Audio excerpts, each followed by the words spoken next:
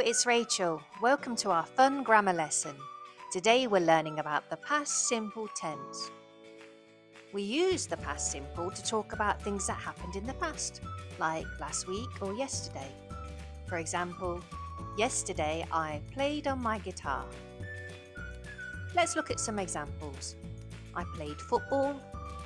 She watched a movie. They visited the zoo.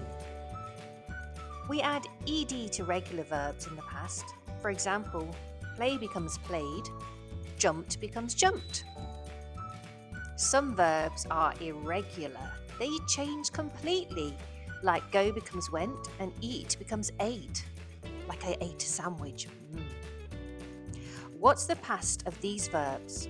Dance, go, cook. Pause the video now and have a go. Now it's your turn. Can you tell me what you did yesterday? Use past simple verbs.